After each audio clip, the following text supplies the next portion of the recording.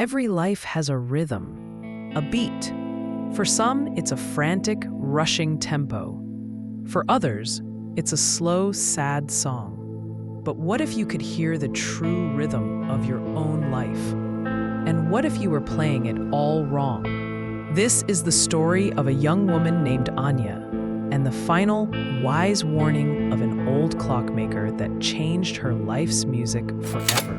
Anya was a musician, a brilliant violinist, but her music had become a weapon, not a gift. She used it to compete, to win, to prove her worth. Her life was a metronome set to the fastest possible speed. Practice, perform, perfect, repeat. She lived in a city that never slept, and she never did either.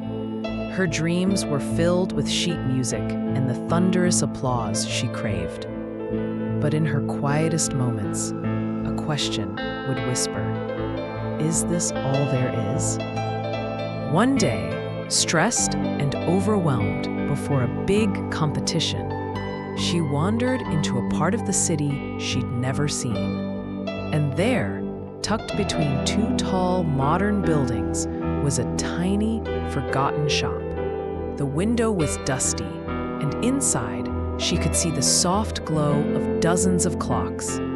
A sign above the door, written in faded gold letters, read, "The Rhythm of Hearts." A little bell chimed as she stepped inside. The air smelled of old wood and oil. And there, at a cluttered workbench, was the oldest man Anya had ever seen. His hands, gnarled and speckled with age, were fixing a tiny, intricate mechanism with impossible precision.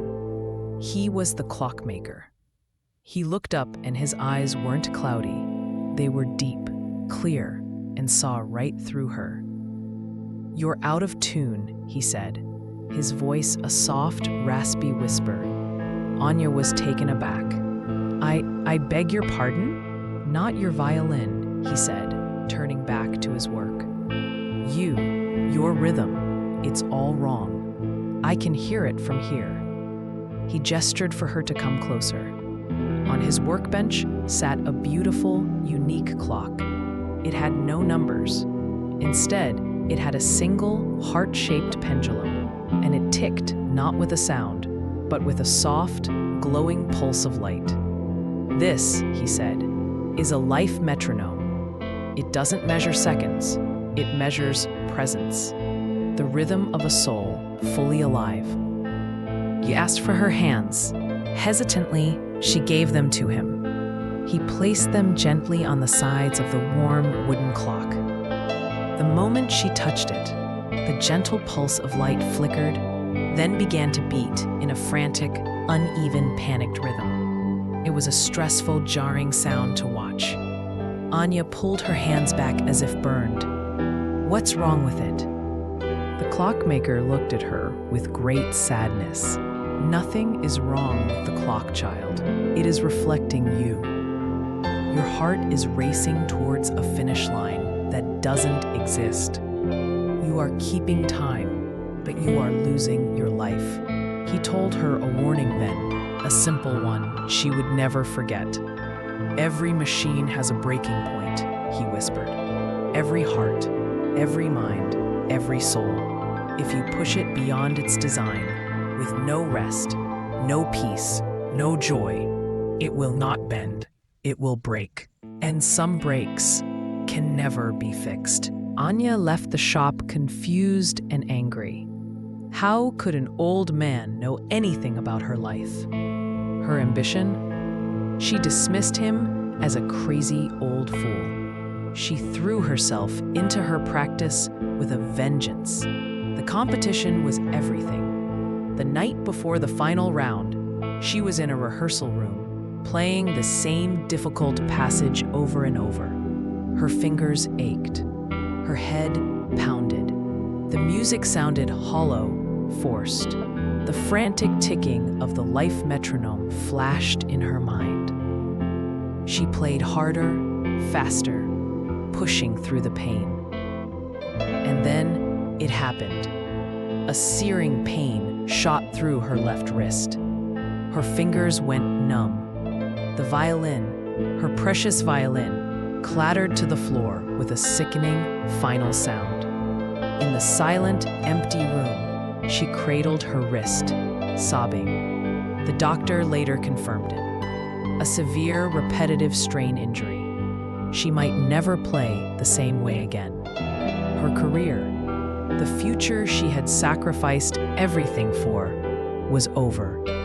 Just like that, the clockmaker's mourning echoed in her mind, not as the rambling of an old man, but as a prophecy.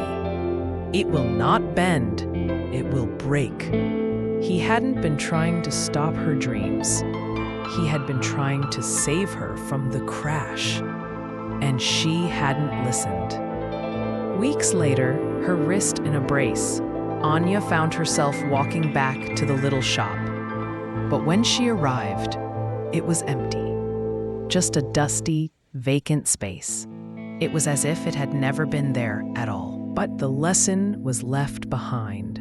With her frantic rhythm forced to a halt, she began to hear the world again. She heard the birds in the morning. She had a long, slow conversation with a friend without checking the time. She sat in a park and just breathed. She started to teach, not with a drive for perfection, but with a love for music. She showed children how to feel the rhythm, not just count it. And in doing so, she found her music again. It was slower, simpler, and more beautiful than ever before. The clockmaker's final warning wasn't about stopping. It was about balance. What is the rhythm of your life right now? Is it a frantic, desperate race? A slow, sad drag? Or is it a balanced, beautiful song? We all have a life metronome inside us. We feel it in our stress, our joy, our peace. The clockmaker's warning is for all of us. Don't wait until you break to change your rhythm. Find the tempo that allows you to hear the music of your own life. The tempo of laughter, of connection, of quiet moments.